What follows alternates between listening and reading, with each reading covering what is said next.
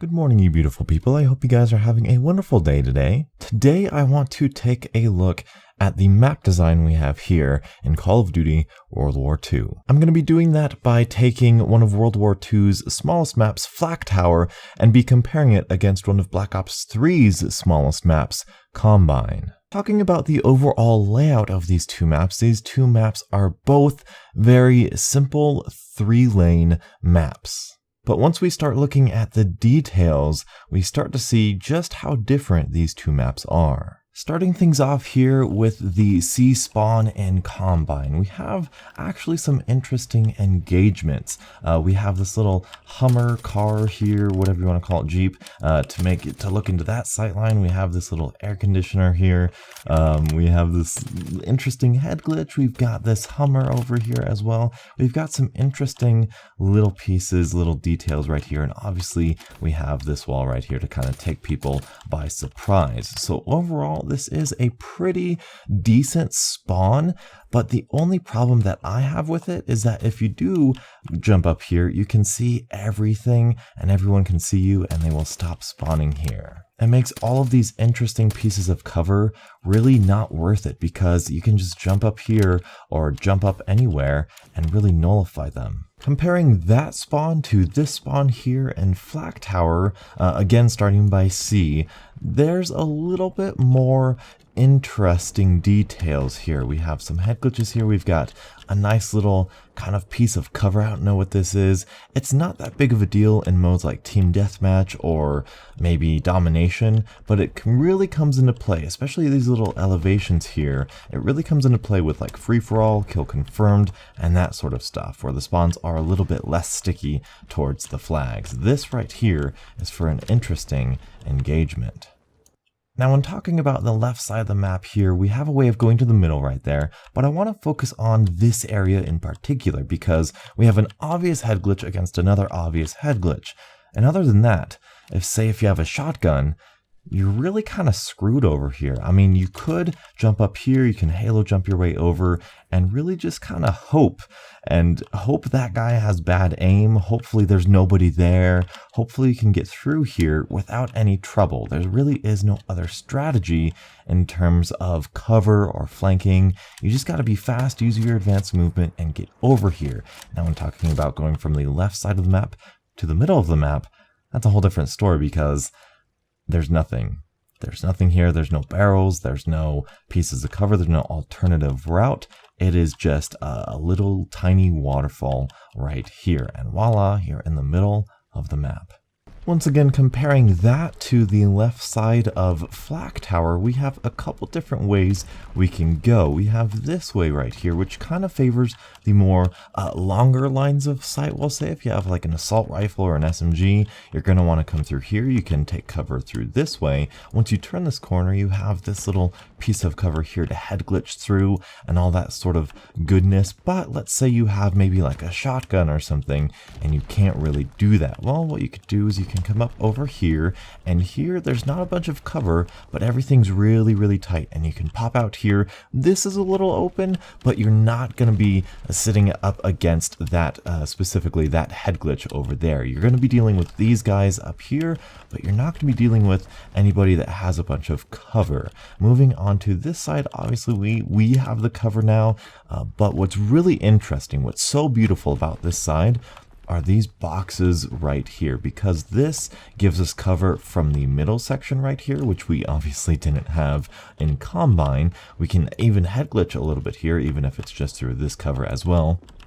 If we're concerned about pushing up through this way, we have these barrels, and we even have a nice, interesting kind of, I don't know, sandbaggy area. But this, you can kind of catch these guys off by surprise and that sort of stuff. But what's even better about this is if you see some guy over there, you can come over here, hop up here, and boom, you have a nice little head glitch area. And this works. And what I'll do is I'll start shooting a guy. We'll get in a gunfight here. He'll go this way. I'll go up top and I'll surprise him.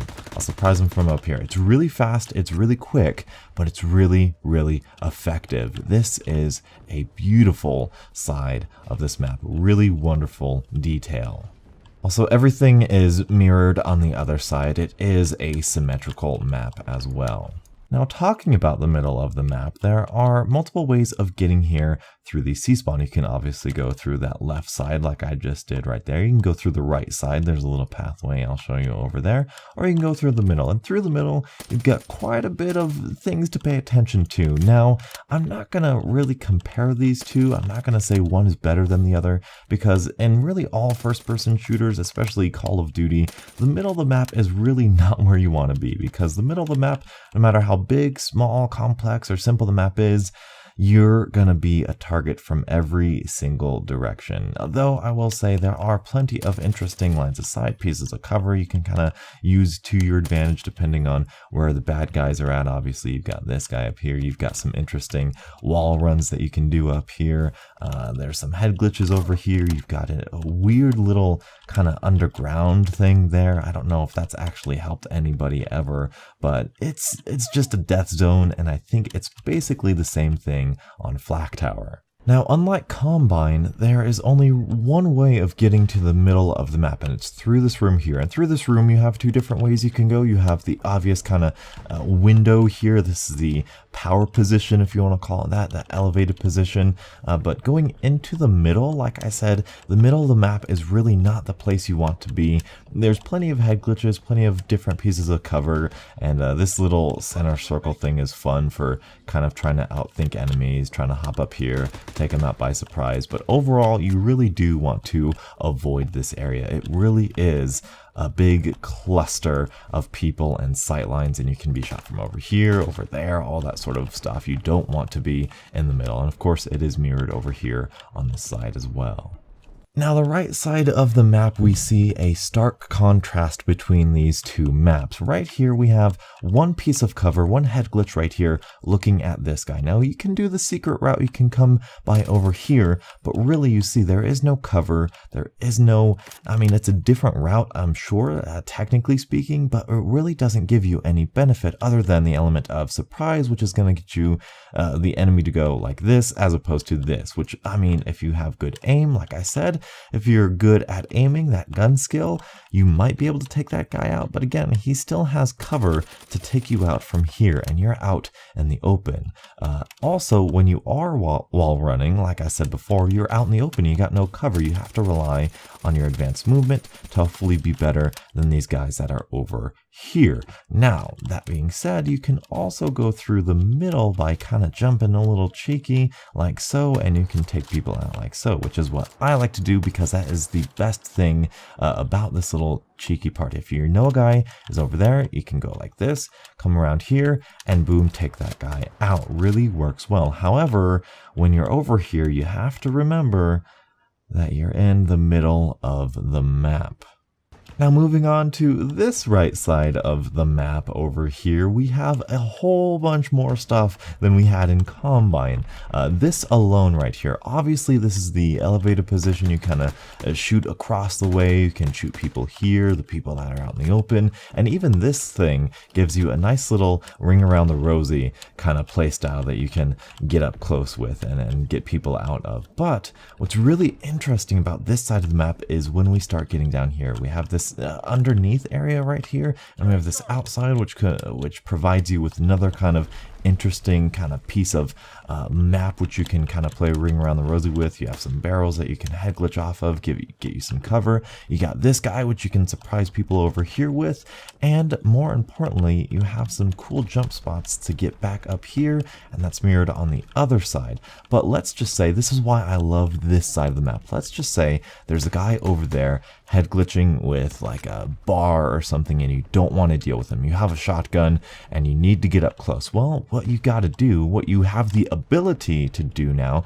you can weave in here, you can come this way. That's kind of open. I don't like doing that. I like to come all the way around here, stick close to this cover, go quickly because this is the middle again, and of course you can always take cover behind here if you would like to kind of give you some concealment. That's a little too risky for me. What I like to do is I like to go to this underground section. Now if you have a shotgun, if you have like the WAF or something, you have a fast fire rate SMG or bayonet on your assault rifle, that's a very safe place to go. And you'll notice this guy has no sightline. Unless I like stay here and we're both trying to look at each other, that guy has no sightline on me. I can get up close to him. Now I can come up here, I can pop up and pop him with the shotgun just because of the map design itself. It allows the player to move around in such a map, and this is mirrored on this side as well. You have that same ability to move around this way as well. This is huge. This is detailed. It's still 3 lanes, but it's so much more detailed. It's so much more intricate. There's so many different more smaller decisions that the player is going to need to pay attention to. No longer is it that one route right here. It's way more detailed, way more options, and way better for rushing. And finally, I do want to say that while Flak Tower is a direct mirror of itself, the A DOM is exactly the same as the C spawn.